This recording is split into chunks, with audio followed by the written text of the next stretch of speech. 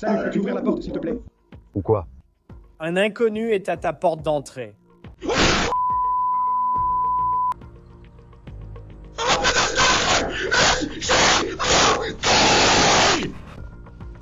Un véritable cauchemar filmé par une caméra. On the Case, présenté par Law and Crime. Je suis Chris Stewart.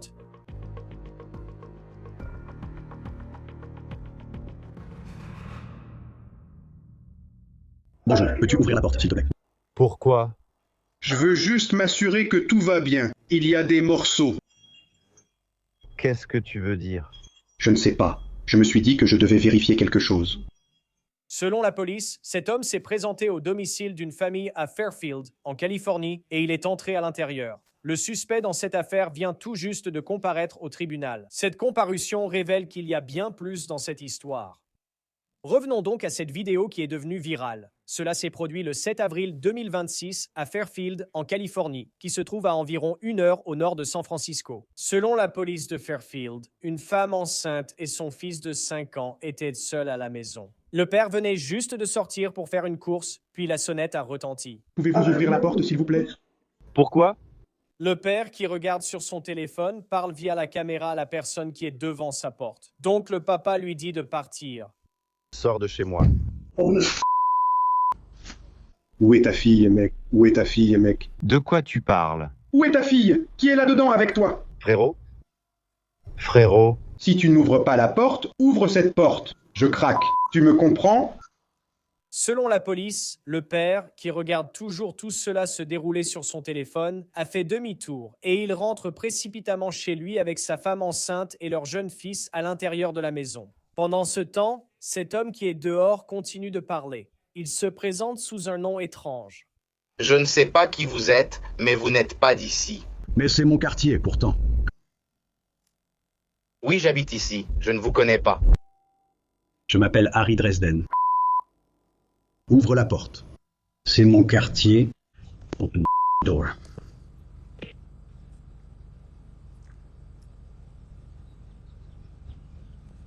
Non. Wow. In you. Tu me comprends? Donc, le nom Harry Dresden, c'est apparemment un détective sorcier fictif d'une série de livres appelés Les Dossiers Dresden. Et selon la police, c'est l'identité que cet homme a prétendu avoir, mais ce n'est pas son vrai nom. Il aurait ensuite commencé à arracher des choses du mur. Je ne sais pas ce que... Tu fais? Qu'est-ce que tu fous? Non, pas d'arnaqueur. Non! La porte d'entrée tient bon, mais selon le service de police de Fairfield, l'homme dont le vrai nom est Jason Nichols a trouvé un autre moyen d'entrée, une porte-fenêtre coulissante, et maintenant il est à l'intérieur de la maison. La mère et son fils se cachent dans le garage, d'après les documents judiciaires. La caméra Ring à l'intérieur capture alors la suite des événements. Je te jure devant Dieu, tu me comprends? Le père finit enfin par rentrer à la maison, et il attrape une pelle pour essayer de mettre fin à cette situation.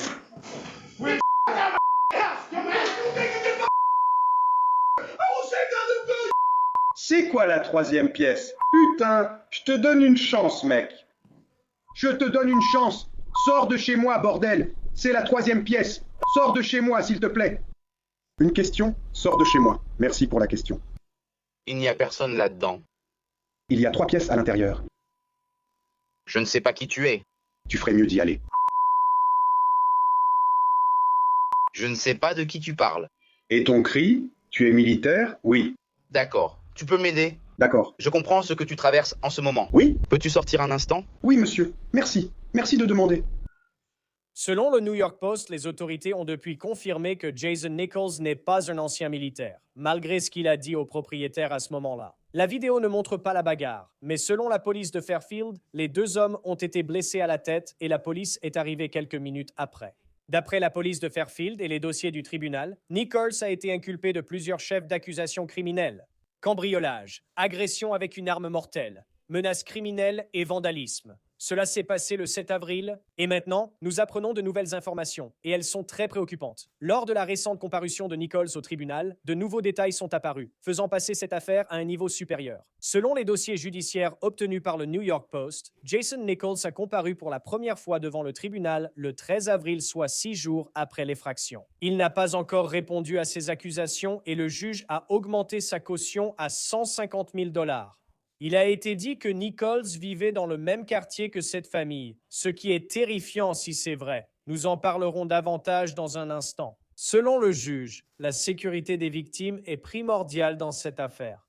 Mais apparemment, ce que nous avons vu se produire le 7 avril n'est pas le seul problème que Nichols a eu récemment. Parce qu'il fait maintenant face à une nouvelle accusation, et elle n'est pas liée à cet incident viral avec la sonnette Ring dont nous avons parlé. Selon cette déclaration récente du département de police de Fairfield, un témoin s'est manifesté et ce témoin a signalé une rencontre présumée entre Nichols et leur enfant le 5 avril, soit 2 jours avant l'incident avec l'autre famille. La police dit avoir enquêté et Nichols fait maintenant face à une accusation supplémentaire, à savoir une accusation d'avoir importuné ou molesté un enfant de moins de 18 ans. La déclaration de la police indique que l'enquête est en cours et qu'en raison de l'implication d'un mineur, il ne divulgue pas plus d'informations à ce sujet. Les dossiers judiciaires indiquent que Nichols comparaîtra de nouveau devant le tribunal le 23 avril. Rejoignez-nous pour discuter de cette affaire avec Mike King, ancien commandant de police et animateur de Profiling Evil. C'est toujours un plaisir de vous accueillir sur Law and Crime. Parfois, je me demande si j'ai vraiment besoin de ma sonnette Ring, surtout avec l'abonnement mensuel. Vous voyez cette histoire et vous vous demandez « Ai-je assez de sonnettes Ring chez moi ?» C'est terrible. Chris, je suis d'accord avec toi, c'est aussi ce que j'ai pensé. Je pense à cette affaire, à une affaire Nancy Guthrie. Oui. La quantité d'informations qui arrivent. Et franchement, celle-ci en particulier était tellement troublante que si les gens n'en ont pas, il ferait mieux de commencer à penser à en avoir une. Oui, et il y a tellement de choses à retenir de cette vidéo de caméra de sonnette qui a été diffusée. Vous avez cette personne à la porte d'entrée. Il vit clairement dans une sorte de monde imaginaire d'après ce qu'il dit. Tout d'abord, pour les policiers qui interviennent dans cette situation, en tant que propriétaire, il se bat pour sa vie, il le pense et il protège sa famille. Comment est-ce pour les policiers quand vous arrivez sur les lieux et que vous savez probablement qu'il va y avoir une confrontation physique comme celle-ci? Eh bien, vous savez, je pense que les policiers, je n'ai pas vu les images de la caméra piéton. J'ai vu ce que la caméra de la sonnette a capturé, mais évidemment, il y avait plusieurs policiers sur place. Le défi auquel vous êtes confronté en tant que policier intervenant, c'est l'immédiateté de l'événement, parce que vous pouvez être le premier à arriver sur les lieux et vous essayez d'avancer prudemment. Vous essayez d'avoir un abri et de quoi vous dissimuler en approchant de la maison, parce que vous savez qu'il semble y avoir un délinquant violent sur place et vous essayez de prendre une décision. Est-ce que j'entre seul parce que des personnes sont en danger ou est-ce que j'attends d'avoir un renfort suffisant? Ce que j'ai cru voir dans ces images, c'est que les agents des forces de l'ordre ont non seulement pu confronter le propriétaire, parce qu'il tient encore cette pelle au début, mais le prédateur est sur le porche, on dirait. Donc, ils ont pu rapidement sécuriser la scène et rester un peu en retrait, car il ne semble pas que les agents soient intervenus avant qu'il y ait plusieurs agents sur place. Mais il y a tellement de choses qui vous traversent l'esprit parce que vous ne savez pas si vous allez utiliser une force moins létale, si vous allez simplement passer le bras autour du gars et l'emmener jusqu'à la voiture de police, ou si vous allez devoir utiliser une force mortelle. Combien de fois voit-on une vidéo de caméra piéton d'un tir impliquant un policier où la personne traverse simplement cette situation? Je ne sais même pas si on peut appeler ça un épisode ni ce qu'il pensait. Je veux dire, clairement, il parle de choses comme des personnages de fiction et ce genre de trucs. Mais vous savez, en regardant ça et en voyant simplement la caméra de la sonnette Ring, on a l'impression que ça aurait pu dégénérer jusque-là, tout dépendant de ce qui se serait passé. Il s'est apparemment fatigué et a un peu abandonné, d'après ce que j'ai lu.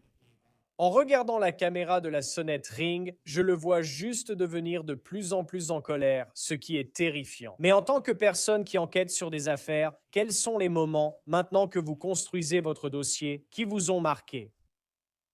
Eh bien, je pense que lorsque vous regardez simplement le comportement impliqué, vous devez en quelque sorte prendre en compte 2 ou 3 pistes d'explication. Premièrement, il se peut que ce soit une personne vraiment inquiète qui soit venue à la porte en pensant que quelqu'un à l'intérieur était en difficulté et qu'il allait être le héros de cette histoire et s'assurer que tout allait bien. Il faut garder cette possibilité en tête. Mais ensuite, quand on voit le comportement changer, quand on voit un type habillé d'un peignoir et de tongs, il est clair que c'était une décision prise sur un coup de tête. Ce n'était pas quelqu'un qui s'était préparé pour accomplir une mission, vous voyez. Et j'entends des gens dire, eh bien, peut-être qu'il est militaire, peut-être pas, on n'en sait rien. Je ne pense même pas que quoi que ce soit ait été confirmé, mais ça n'a pas d'importance. Il s'y rend pour une raison, que ce soit une raison légitime, comme s'il croit vraiment que quelque chose s'y trouve. D'accord, mais pourquoi n'a-t-il pas appelé la police à la place? Ou alors il y a une maladie mentale en jeu, et nous devons en tenir compte dans ce cas précis.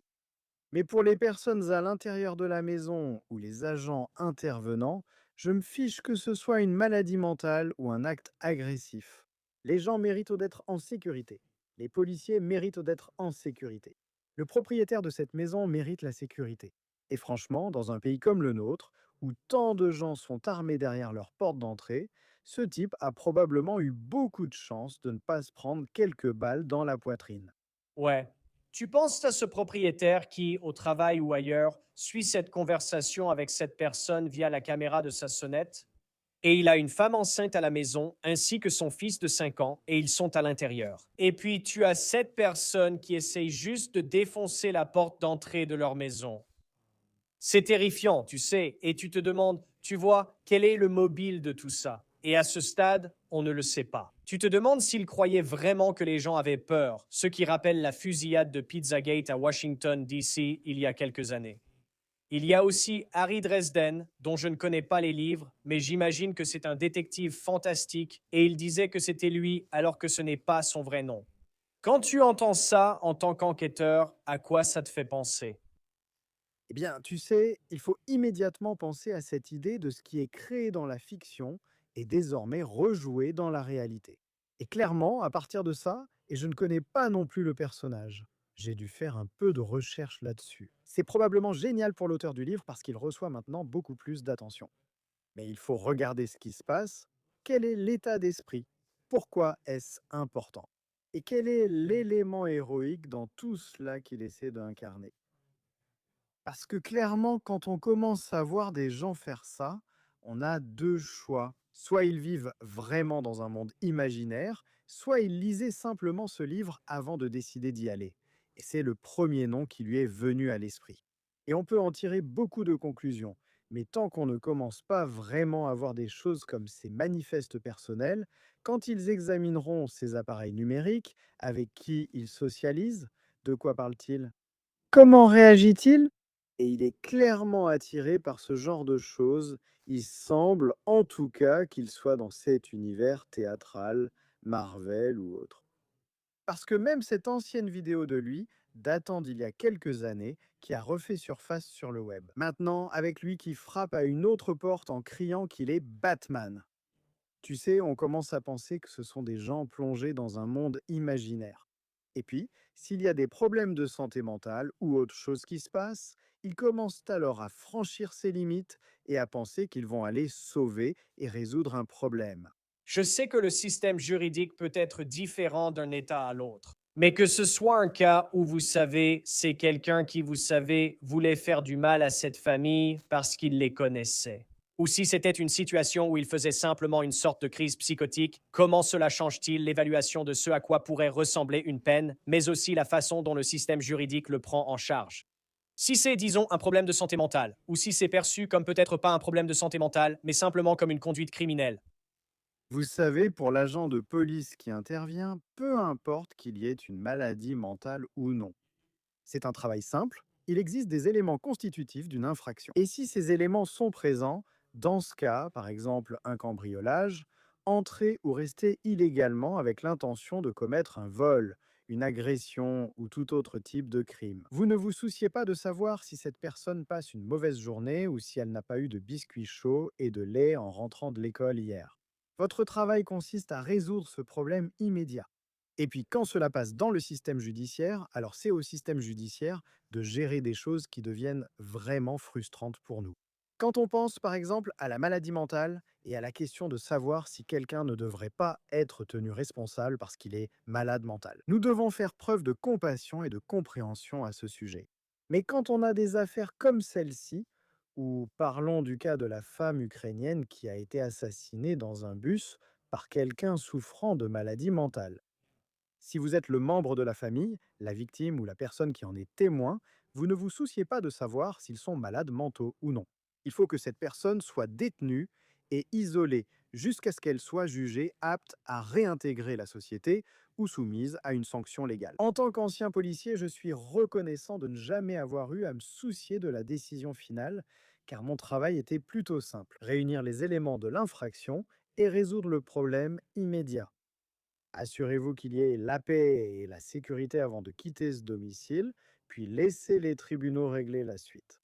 Oui, et dans ce cas, il vivrait apparemment dans l'arrière-cour de l'endroit où cela s'est produit. Je veux dire, il habite juste au coin de la rue. Et c'est comme, je sais qu'il fait face à une caution assez élevée en ce moment, mais on se demande s'il a quand même réussi à la payer.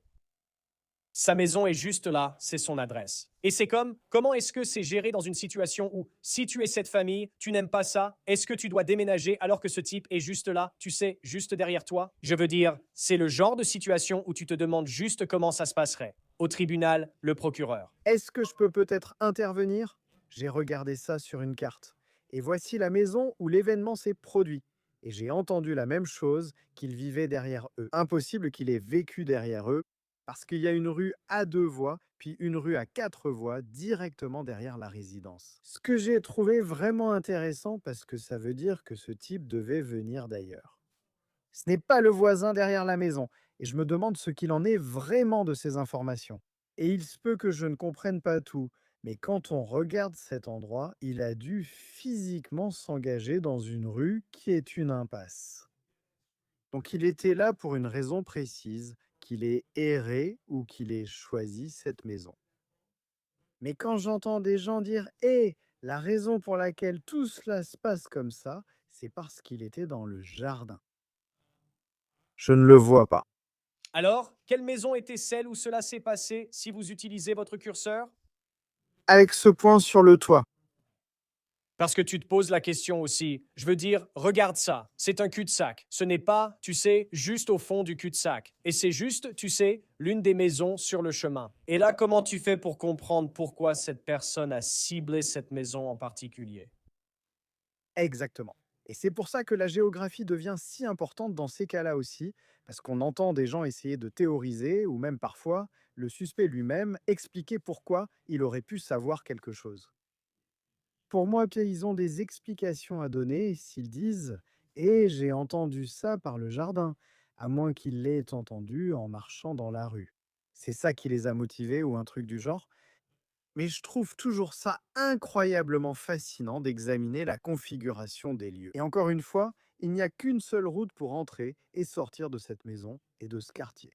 Je ne peux pas voir, et je n'ai pas regardé d'image Street View de Google par exemple, mais je ne peux pas imaginer qu'il n'ait pas eu une clôture à l'arrière le long de cette route très fréquentée. Et cette maison n'est accessible que par l'avant, à moins de sauter par-dessus une clôture, je suppose. Non, c'est un point valable. Et je suis sûr que pour les enquêteurs, comme vous essayez de reconstituer chaque détail de la façon dont cela s'est produit, par exemple, comment tout ça s'est déroulé, du début à la fin, vous savez, et il y a tellement de curiosité concernant pourquoi il a fait ça, ce qui lui passait par la tête, mais ensuite, vous regardez aussi la caméra de la sonnette Ring.